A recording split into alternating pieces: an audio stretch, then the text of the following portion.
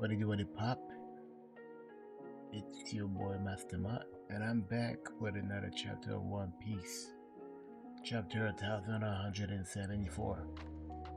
So, last week we had Summers countering that nightmare drawing, the nightmare of the dream. I don't even know how to call it. So, let's say I was going to say Nightmare Luffy, but it's already a thing. So the fake Luffy, if you want. So he said he lost the ship and he lost the sea clouds, and then he said, "I cannot ask Kunko to stop the kids because the Great One is controlling them." And this chapter it wasn't really a big chapter because it's a lot of memory lane kind of thing. Well, we get to see something interesting, but let me get to that. And then we see the family of the kids still trying to help them out, and that's when, well, I don't know about y'all if y'all discovered that, but I discovered that Summers is a certified freak, a certified creep. He's nasty, drooling at the thought of the kids falling to their death, and like telling the kids, call their names, scream their family love to their heaven, and he says you're doomed. And he started speaking to the speaker. He said, "Yo, you're gonna die," and it's just gonna be fantastic. And then he's getting excited about it. And that was just creepy, but dragon. I was gonna say celestial dragon creepy because you know how trash they are. And then we got Oimo trying to do something. He say, "Yo, fuck it." So he grabs the thorns and tries to stop it, but it was too much for his hands. His hands all covered in blood. He said, "I'm sorry, I tried. It didn't work." And then when the kids hear how Summers they're gonna fall to their death, they start to get sad and think this must be divine punishment because we were acting spoiled, we didn't listen to our parents.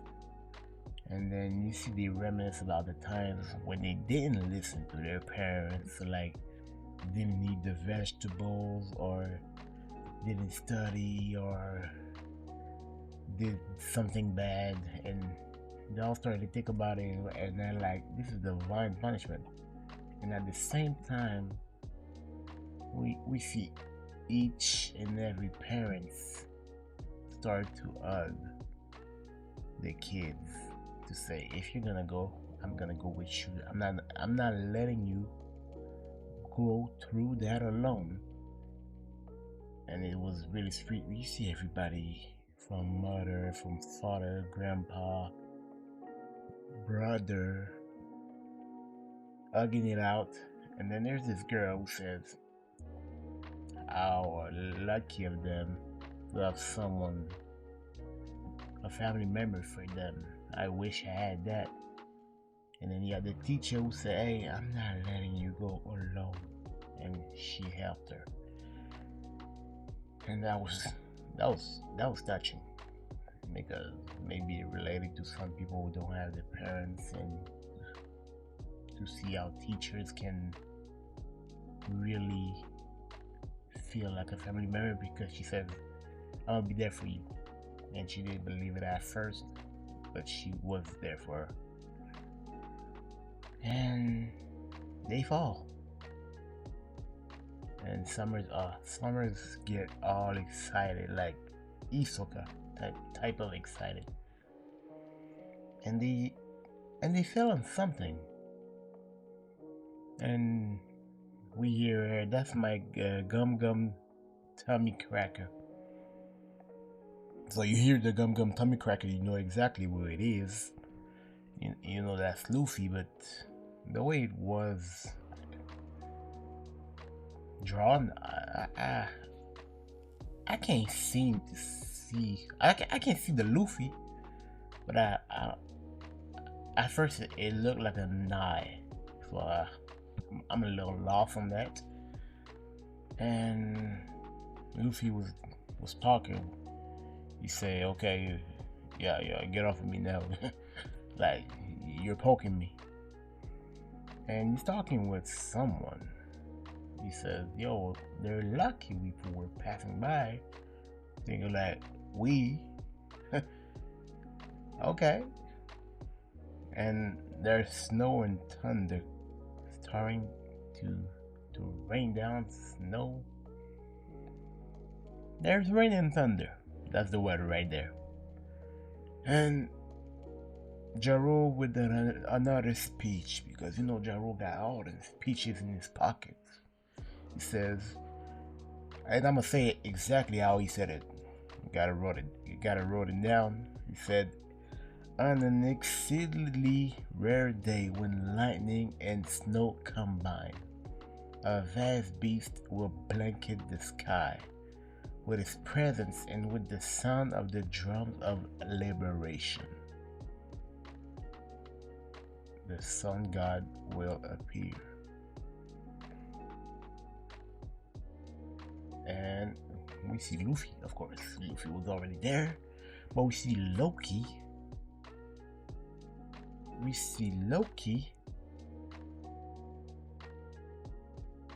Transform as a dragon. Another dragon. Is it our third dragon this time? I think it's our third. Well, if you want to count Momonosuke, but if we don't, it's our second dragon. So I was like, another dragon? That's why I didn't figure out what the fruit was, because I didn't figure it would pull another dragon right away after Kaido was here for fucking long. So we have another dragon, and it's a big ass one. And Luffy say, "I cannot get how huge you are." Pause. Nobody said pause to Luffy, because I'm doing it. And that's crazy, because since he's a giant, and he's a giant that's a giant in the giant kingdom, so he's a giant among giants, and you got another dragon fruit. But which one is it? Is it gonna call her Ryu no Mi Model Fenrir? Because I don't know what kind of dragon it is. I don't know. Ragnarok? I don't know what is going on. So we're gonna have to see, but I didn't expect a dragon. I expected a wolf. I'm not gonna lie, to me Fenrir is a kind of wolf. That's what I was expecting. So a dragon is surprising. But let me know what you think in the comments. Like and subscribe. And thank you for watching.